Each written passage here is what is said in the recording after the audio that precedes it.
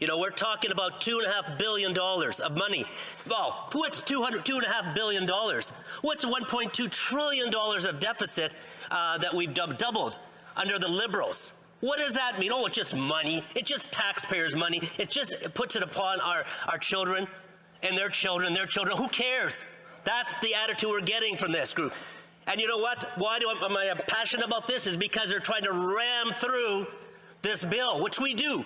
We have supported. We've talked about getting rapid testing for the past year and a half.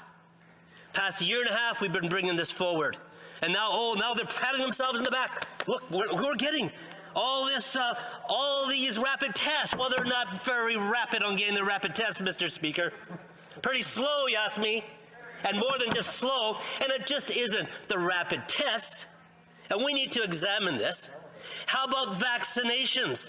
Oh, Mr. Speaker, we got more vaccines per capita than the whole world. We got enough, almost as many as our stars in the sky. We've got vaccines, 150, 200 million vaccines, Mr. Speaker, and this does relate to the motion.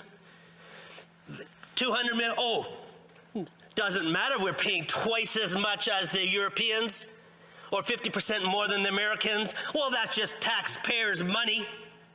We're talking $2.5 billion.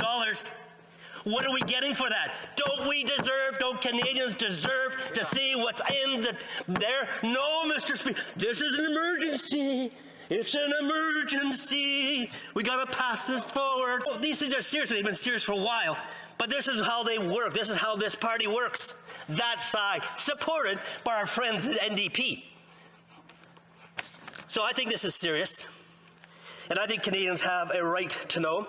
The impression that we get on this side is wastefulness on that side. Absolute wastefulness. Yes. Wastefulness. Here. You know, and it's taxpayers. You know what? Whatever. You know, we've doubled the amount of debt in Canadian history, just in the past little bit right here. So I think there comes a time of accountability, there comes a time of constraint, there comes a time of thoughtfulness, and we're not seeing it over there. Not seeing it. You know, I remember watching what was happening here the past few years and thinking, past couple of years, and I thought, who are we being run by? Who's economically run this? Is this a group of high school students? I'm sorry about the high school students. I don't mean to. I'm a high school teacher by profession. You know, I don't mean to. But this is ridiculous.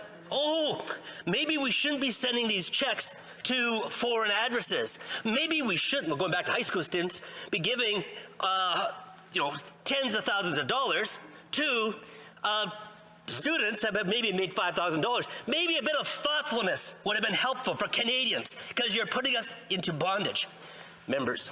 So this is an important bill, an important vote. So, Mr. Speaker, I would say also this on vaccinations. Well, I'll tell you where they can put that, the rapid tests. I'll tell you where they can put that to good use. They can maybe open up some people they have excluded from Canada. Excluded, made lepers. Who are these lepers?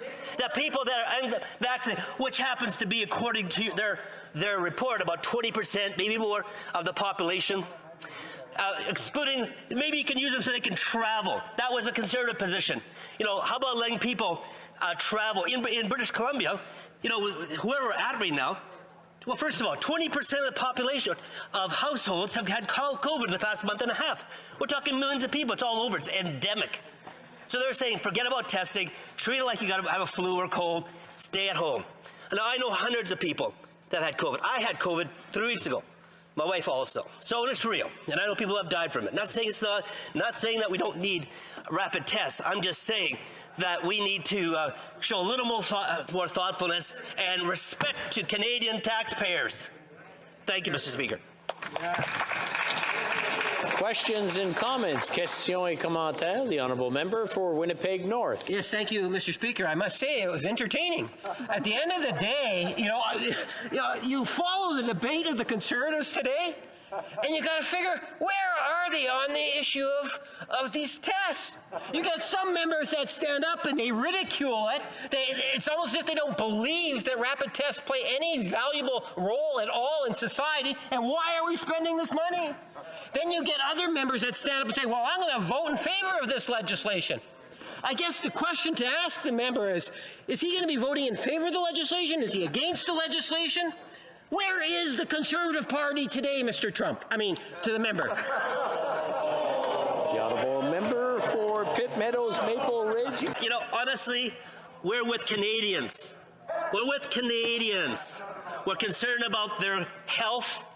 We want to see, we want to see them wherever they're at. We want them to have their own free choices.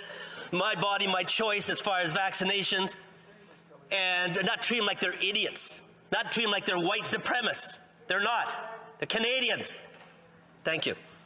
That's all the time we have for tonight. I understand the honourable member for Edmonton West is rising on a point of order. Point of order, Mr. Speaker. And while we quite have fun with the member of Winnipeg Fourth, volleying back and forth, his use of calling out my colleague, addressing my colleague, Mr. Trump, is offensive. He knows full well that was not a mistake. He did it on purpose. I ask that he stand and apologize to the member and to the House for that. Honourable member for Winnipeg North is responding. Yes, Mr. Speaker, I withdraw the comment. And I apologize.